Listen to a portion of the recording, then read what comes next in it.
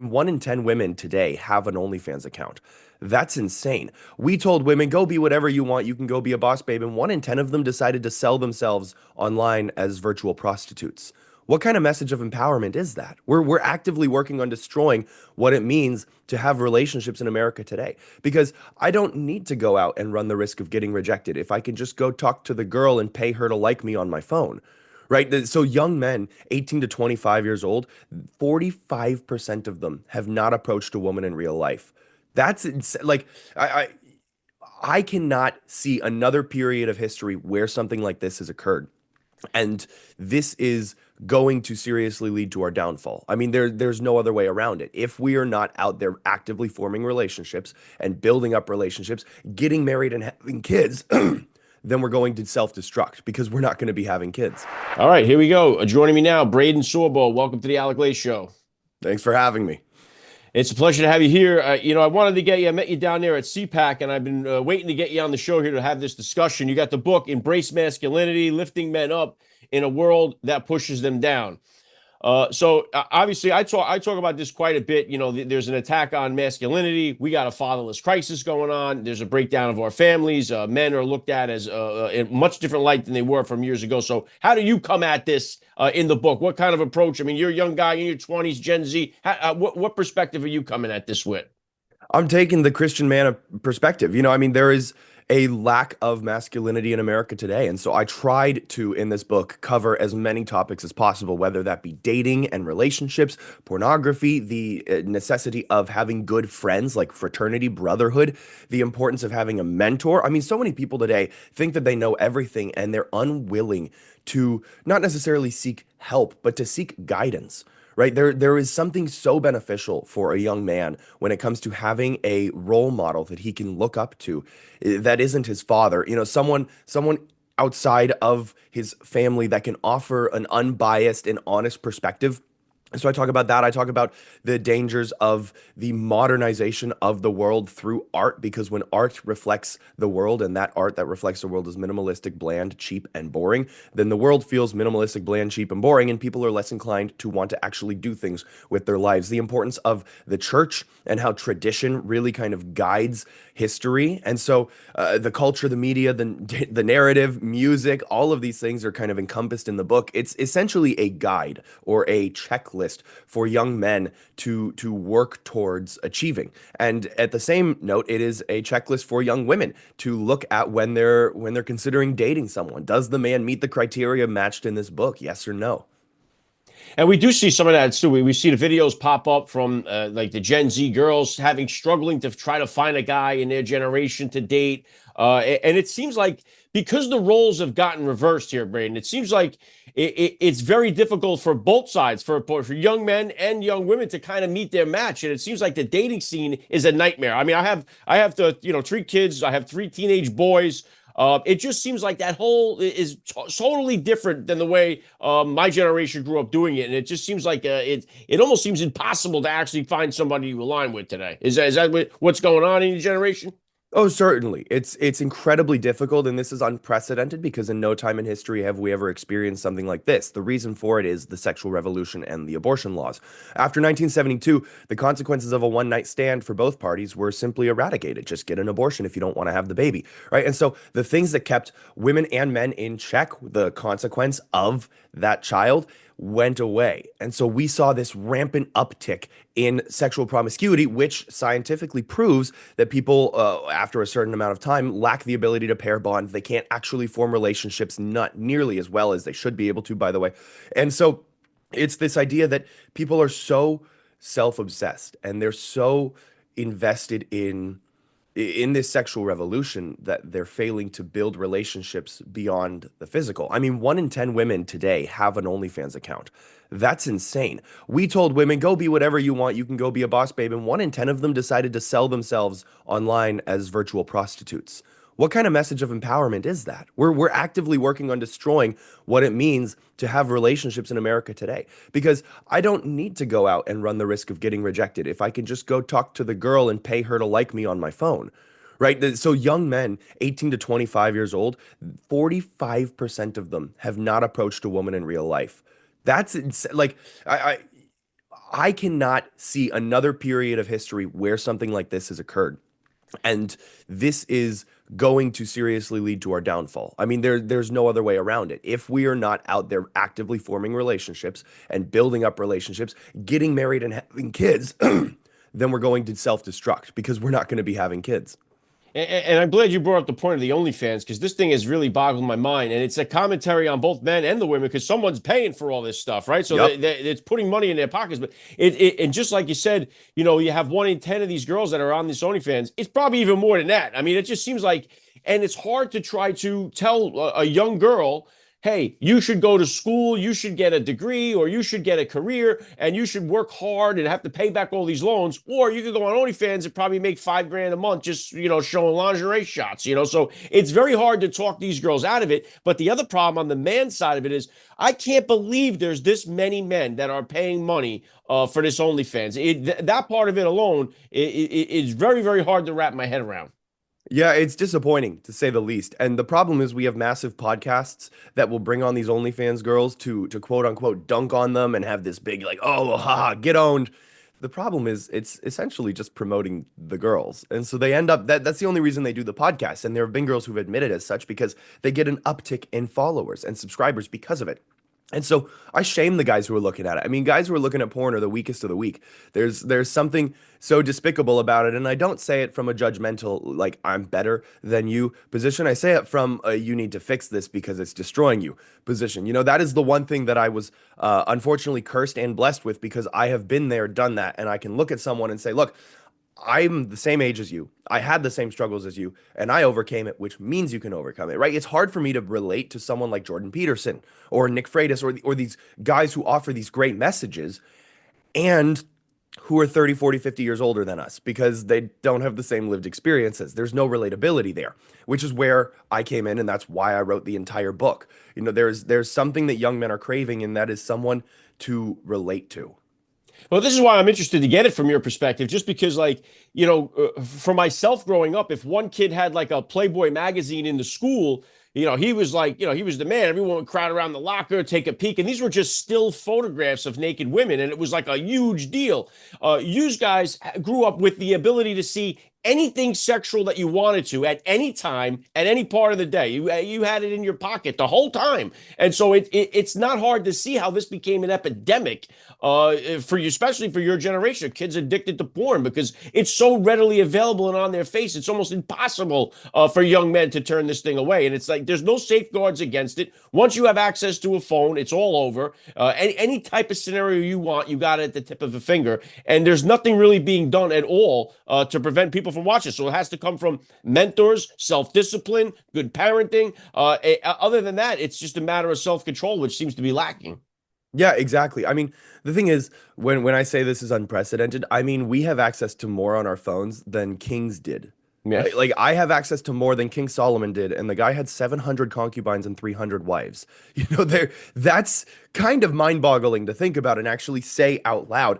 But that is the battle that we have. I don't have to fight syphilis and, gonorrhea or whatever like diseases were rampant at the time, measles and chicken pox, the Black Plague. Those are not my struggles, right? We have the ability to essentially heal from those.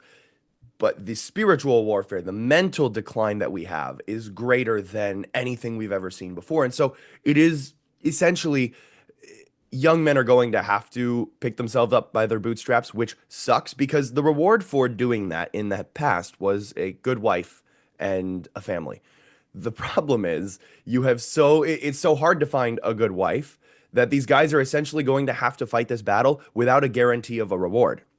I mean, it used to be you go to college, you get married, then you have kids. And that's the pinnacle of success. A man with a wife and kids that love and respect him. That is, it doesn't matter how much money you're making or not making. If you have a family that loves and respects you, you've won. That's it. That's all I want out of life. And that's all that I know every guy that I'm friends with wants. And so when that kind of reward disappeared for young men, their drive to do something about it also did. And so the problem is young men are going to have to be the ones to make that first move without the promise of any reward, which is going to become sacrificial. That's essentially what it's going to have to be. And as unfortunate as it is, since someone has to do it, it may as well be us. You know what? A good point. And you know what? The struggle here too is that for the young man who wants to be, the masculine man, to get a job, to support a family, to have a wife that loves him, stays at home and raises the children and creates this family, they're kind of told that that's not the way to do it today, and they're also told that they're less than, they should just be. They're equal with women, so women can compete for the same jobs that they're in, and women are being told you should be this girl boss woman. You should not be, subservient to some dude who wants to keep you locked in chains, barefoot and pregnant. So they're telling women to avoid that type of relationship with a guy, and that's at heart what a guy really wants. So it's like and it's not for everybody, but these are things that got to be discussed in early on in the dating game. Like, because I was somebody who got married, my wife stayed at home, raised our kids, and I'm working multiple jobs and stuff like that to support the family, and I absolutely love that environment. I thrive in it. I love the situation that is. And but these are things that we discussed way before we decided to get married, and it was something that we were both on board with. And I don't think if that relationship has that kind of communication early on, I think it's just destined for failure. Oh, without a doubt. It's so crucial. People get into these relationships because they're like, oh, they're so hot. And they just, Yeah. they sit there physically happy a little for a little while. And then they find out who the person really is. And they're like, oh, ew, I can't believe I did that with you. We've allowed ourselves, because of the over sexualization of the world, to forego what actually matters, which is having, I mean, I can't remember. I don't know if it was C.S. Lewis or another famous writer, but he said the most important thing is having a conversation. You must be able to have a conversation with your spouse because every other facet of your life will go away. You're not going to have sex when you're 98 years old, So it's like you have to be able to sit and enjoy just spending time with this person. And if you can't, you're with the wrong person. So a lot of young men are, because of the over sexualization of the world, they're looking for that physical gratification first. And I'm not knocking, being physically attracted to your spouse. You should 100% be physically attracted to the person that you get married to when you first meet them. That's without a doubt. I like to think of it as a house, essentially. The front porch is the physical attraction. But if you spend your whole life on the front porch and don't ever go to the basement, you'll never know what's in the basement. So you have that front porch, you go knock on the door, the person opens, and if you decide to go in and tour the house, that's great. If not, go away. You don't have to sit on the front porch forever, but you need to make sure that the inside of the house, the basement, is there a water pipe broken? Does the plumbing work? Do all these things fit together? Does everything work? Is this a house that I would want to live in for the rest of my life? That's sort of the mentality people need to be taking, as opposed to this, I'll just go knock on all the doors and see who answers, and then we'll decide, maybe later down the line after I have a couple houses. People need to just make up their minds, essentially. I think one of the things that scares so many people, young people especially, is that thought of forever. So it's like when you hear that kind of doom and gloom, like you're going to be with this person for the rest of your life, or when they're going to get a job, you're going to have to do this for the rest of your life, and it's like that lifelong commitment. I got to do this forever. It's almost like in the B movie, like when they have to pick a job and they're like, oh, I got to do this and I got to do it for my whole life. It's the only thing I can ever do. And so I think they kind of get that mentality. It's almost like I'm a recovering alcoholic too. So it's almost like when you try to stop drinking, you're thinking, oh my God, I can never have a drink ever again. But it's like, really, it's like just today, just for today, you have to do these things. And so I think sometimes it's a little overwhelming when we say this is going to be what you do forever and ever and ever. Amen. You know what I mean? So I think that part of it scares a lot of guys. Yeah, it does. It scares a lot of women too, because Yeah. the world tells them, oh, well, you can go do everything you want and sleep with as many people as you want, and eventually you'll find a good husband and you'll settle for him, when you're already tired and you don't really care about any of that stuff anymore. And so we've let this idea of abundance kind of ruin our mindset. We're on Tinder because the next best thing is one swipe away. We're looking on Instagram, we're jealous of the happy couple that are posting a highlight reel. They're posting only the best of the best. Why would they be posting their worst? But we're comparing the best of the best to someone who we've seen at their worst, at their lowest, when that's not a fair comparison to the other person. And so we've allowed for this abundance mindset to almost overcomplicate it. And an abundance isn't by any means a bad thing. It's not a bad thing for someone to try to make themselves as physically attractive as possible and as smart as possible mentally and as spiritually strong as possible. Those are all good things. You should be abundant. You should be overflowing in those areas of your life. You should be knowledgeable in the fields that you're passionate about. You should be physically healthy. You should be able to run up a pair of stairs without going out of breath. You should be spiritually strong. You should know the differences between right and wrong. Those are all great things, and you should be bountiful in your knowledge of them. You should not be selfish. in that bounty. You should not go, well, I'm physically attractive, which means I won't settle for anyone more attractive than who's like Jennifer Aniston or whatever, right? It's like there are people that are physically attractive that are not Broadway supermodel, walking down a runway every day, and good. Good. I don't want a girl who's a supermodel walking down a runway in zero clothing. That's not my type. I prefer women who have clothing. And so these guys get into this abundance mindset where they decide, "Oh, well, I'm not going to settle for this." And these girls decide, "Oh, well, I can have all this because frankly, they can." Because guys want girls. Guys are willing to do anything to get a girl. Girls aren't willing to do anything to get a guy. And so until we fix this abundance mindset of selfishness and turn it into something where it can be used for good, we're going to be stuck in this circle forever. Yeah, and what is the solution here? Because I don't know. I mean, it's good that we have people like you and your generation here speaking out because we see the birth rates are gone down. We see the marriage rates are going down. Kids are not young people are not getting married, not starting families. And I think a part of that has come, from this whole attack on masculinity. This has been done on purpose here, though, Braeden. This isn't something that happened by mistake. The family life in this country has been torpedoed. Masculinity has been hijacked. I mean, this didn't just happen by mistake. It happened by design. And so, what's the best way that we could try to pull out of it and move forward? Well, it's going to simply be, well, for starters, buying the book, Embrace Masculinity at sorbostudios.com. Little shameless plug there. It is on pre-order right now, but it will be shipping in the next 7 to 10 days whenever I officially get my copies in to sign and mail out to people. It is quite literally this return to tradition. I mean, there are 4 times more 18 to 24-year-olds in church today than there were in 2018. That is staggering. And a majority of those, in terms of young men, are Catholic and Orthodox because they seek tradition, they seek order, they want uniformity, they want to feel part of something bigger than themselves. And they don't feel that in the non denominational megachurch with the smoke machines and the rock concert where everyone's like, oh, like they don't, there's nothing to feel there other than maybe nice. But there is something greater and bigger in these traditional churches, which is why the young men en masse are returning to it. That is the first step. It is bringing that back. And then the second step is these young men willing to stand up and to fight without a guarantee of a reward. It is a sacrificial fight. And unfortunately, that is the step that we're going to have to take. So it is this return to Christianity, it's this return to morality, followed by a desire and a willingness to sacrifice. Yeah, well said, Ray. Embrace masculinity, lifting men up in a world that pushes them down. Last thing I want to get your take on is the politics side of this, because conservative men seem to be growing in your bracket, in the Gen Z bracket, because they went up. 56% of Gen Z voted for Biden in 2020. 56% of men voted for Trump in this past election. Same thing for conservative women, where only 33% of them were for Trump in 2020, and now 40% for Trump. So it seems like there's definitely a shift. Now, young people generally are always more liberal. Then you start getting married, having a family, then you start becoming conservative. But it seems like your generation, you're starting to see a shift towards conservatism. Are you seeing that? Oh, without a doubt. We have, right, the genders have always been divided politically with men leaning more red than women and women leaning blue.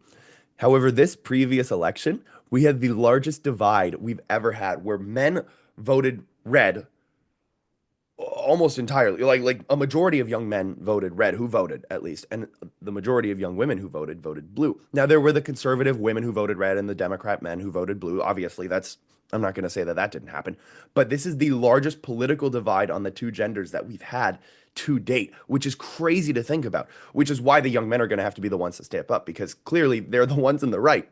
I mean, 67%, there was a poll done, 67% of young women who were polled said that abortion was their biggest issue.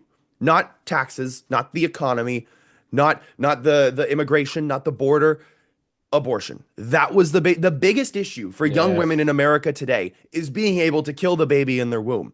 That is not sustainable. We're screwed if that's where we're headed right now as a country. And so the biggest issues for young men, immigration, the economy, things that relate to longevity and the safety of their homes is what they're voting for. Whereas, unfortunately, a lot of these young women are voting very selfishly. And that's the problem that we have, which is why I said the men are going to have to be selfless and sacrifice to kind of bring everything back.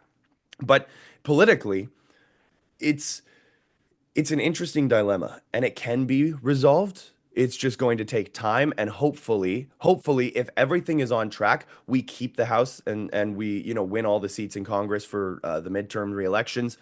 Essentially, it's going to boil down to how solid is this current administration going to be in keeping their promises? Because if it is a repeat of 2016, where it's like, oh, we promised all these things and they don't happen, by 2018, we're going to lose the majority again.